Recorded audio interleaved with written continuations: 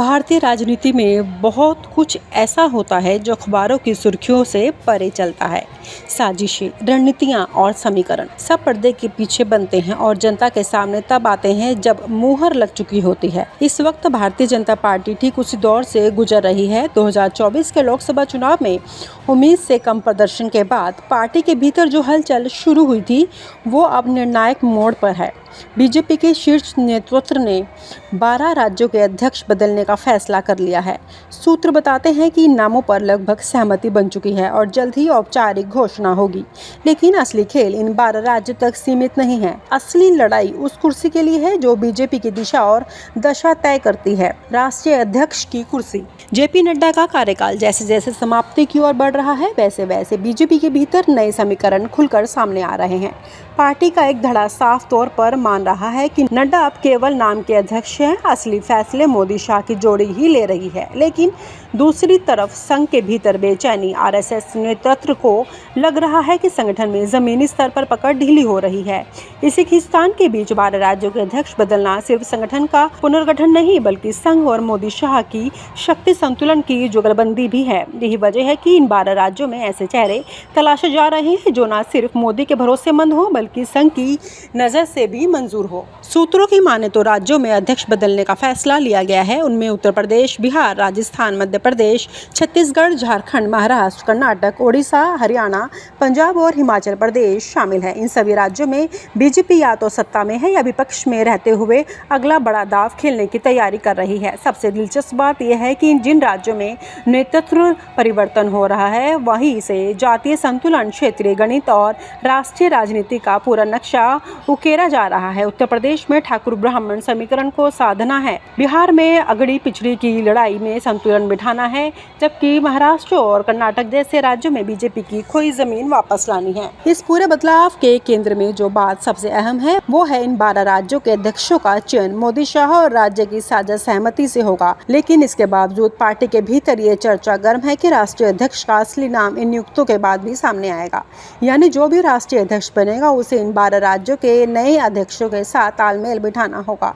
यही वजह है कि इन नियुक्तियों में देरी नहीं की जा सकती। पार्टी सूत्रों का कहना है कि अध्यक्ष के पहले हफ्ते न सिर्फ राज्यों के अध्यक्ष तय होंगे बल्कि राष्ट्रीय अध्यक्ष का भी नाम सामने आ जाएगा। दिल्ली के सत्ता गलियारों में इस वक्त सबसे ज्यादा चर्चा इसी बात की है कि राष्ट्रीय अध्यक्ष कौन बनेगा।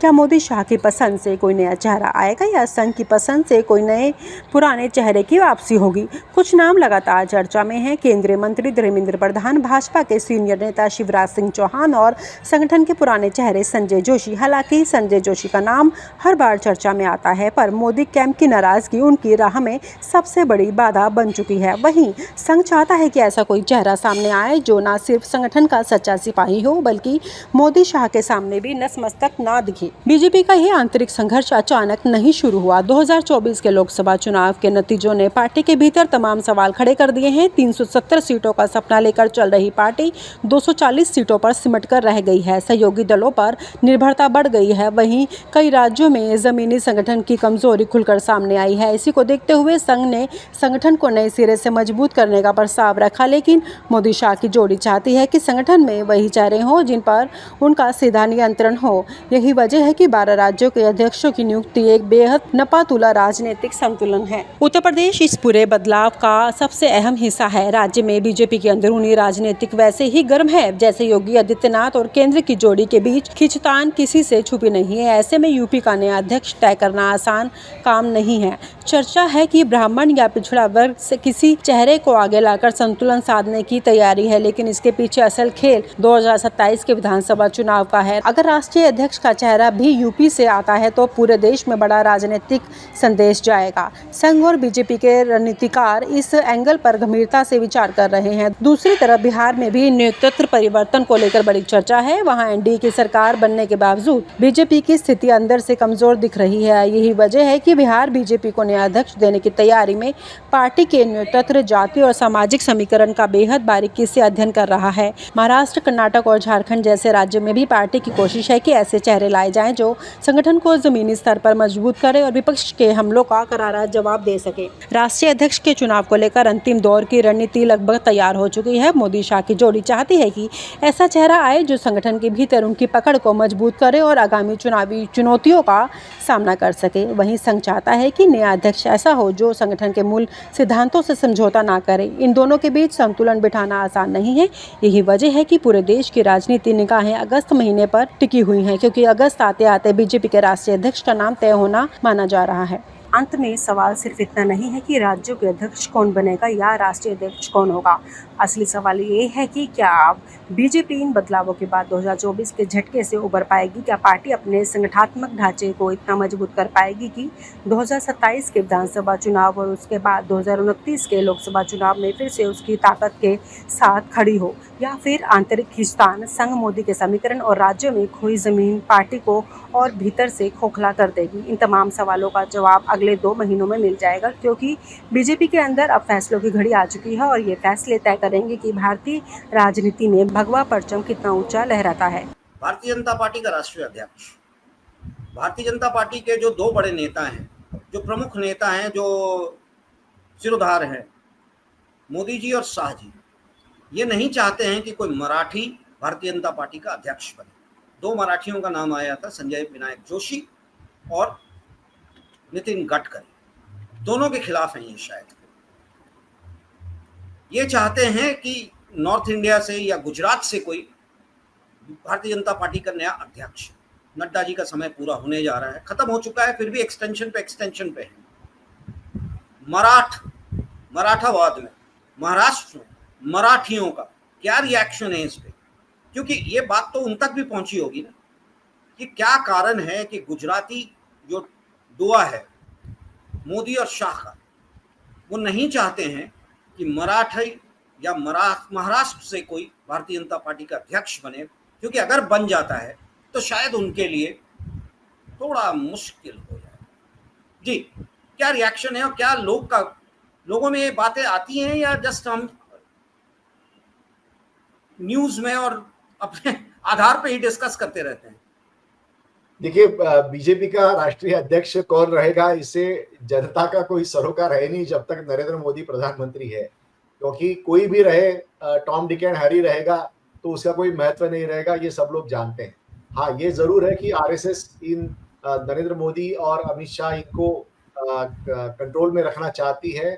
आगे नरेंद्र मोदी जो अभी सितंबर में 75 साल के हो जाएंगे, उसके बाद बीजेपी को कौन सी दिशा देने के लिए रणनीति क्या करनी चाहिए, इसके लिए आरएसएस प्रयास कर रही है। लेकिन ये दोनों जो भाई है, मोदी साहब और अमित शाह साहब, ये आरएसएस की कुछ चलने नहीं दे रहे हैं। इसलिए बीजेपी के कार्यकर्ता जो है वो भी नाराज है। महाराष्ट्र में जो आरएसएस का बेस है, जो ज्यादातर ब्राह्मण बेस है, वो भी नाराज है। लेकिन एक उनके लिए वो यही देख रहे हैं कि बीजेपी की सत्ता तो चल रही है और उसको काउंटर करने के लिए कोई फोर्स दूसरा उतना बड़ा है नहीं, इसमें वो फिलहाल खुश है। अब रही बात कि क्या आरएसएस जो चाहता है कि संजय विनायक जोशी या फिर नितिन गडकरी सरीखा कोई एक ताकतवर नेता बीजेपी का प्रेसिडेंट बने, तो उसके लिए अंदरूनी लड़ाई चल रही है और उसमें फिलहाल तो कोई डेवलपमेंट दिख नहीं रही है। अजय जी, अच्छा, इसी से एक छोटी सी बात आप मेरे दिमाग में आई, मैंने सोचा आपसे पूछ ही लूं जाते जाते। वो ये है कि मोदी जी 75 साल सितंबर में पूरा हो रहा है। ये तो क्लियर है कि मोदी जी प्रधानमंत्री 2029 तक रहेंगे ही रहेंगे। आज की तारीख में जो क्लैरिटी है, जो पॉलिटिकल स्टेटमेंट्स और नैरेटिव्स और जो दिख रहा है, Modi ji is not going to retire, 100% retire नहीं कर रहे। बट अगर ऐसी स्थिति आती है कि मोदी जी रिटायर करते हैं, तो 2 नाम सामने आ रहा है जो मीडिया ने प्रोजेक्ट किया है, यूट्यूबर्स और हम जैसे लोग बात करते रहते हैं। एक है अमित शाह, दूसरे हैं आदित्यनाथ योगी जी, उत्तर प्रदेश के मुख्यमंत्री। उनके बारे में कहा जा रहा है कि 2027 तक वो शायद हटा दिए जाएंगे, कोई नया मुख्यमंत्री लाया जाएगा। तो उस केस में लोग उस पर स्पेक्युलेट कर रहे हैं कि उनको केंद्र में लाया जाएगा और प्रधानमंत्री का पद शायद संघ उनको प्रोजेक्ट करे। तो आपको क्या लगता है, शाह या योगी? क्योंकि दोनों के बीच में बड़ा डिफरेंस है। मीडिया में देखते होंगे ना आप, शाह और योगी में जम के उठा पटाक टग ऑफ वॉर ये चल रहा है। तो इससे साफ जाहिर है कि दोनों में से एक ही रहेगा, तो कौन रहेगा? आपको क्या लगता है? देखिए, नरेंद्र मोदी और अमित शाह एक ही सिक्के के दो पहलू है, और ऐसे में नरेंद्र मोदी अगर हट जाते हैं तो अमित शाह वहां पे रहेंगे, ये तो तय है। जो आरएसएस में जो विचार चल रहा है वो भी बात वो इससे भी वो मानते हैं कि अमित शाह ही आगे प्रधानमंत्री बनेंगे अगर नरेंद्र मोदी प्रधानमंत्री से हट जाते हैं। एक बात ये भी चल रही है कि 2027 में प्रेसिडेंट का चुनाव होगा देश के, और उस वक्त एक सेरेमोनियसली एग्जिट जिसको कहते हैं वो नरेंद्र मोदी इनको दी जा सकती है, जिसके तहत वो राष्ट्रपति बने और उसके बाद अमित शाह जो है वो प्रधानमंत्री बनेंगे। लेकिन नरेंद्र मोदी के कैंप की जो बात है वो बिल्कुल 2029 के उसके आगे भी वो प्रधानमंत्री बनना चाहेंगे। तो ऐसे में नरेंद्र मोदी को हटाना ये खुद नरेंद्र मोदी ही उसका फैसला ले सकते हैं और कोई फैसला ले नहीं सकता आज की तारीख में। मोदी को मोदी ही हटा सकते हैं। बिल्कुल।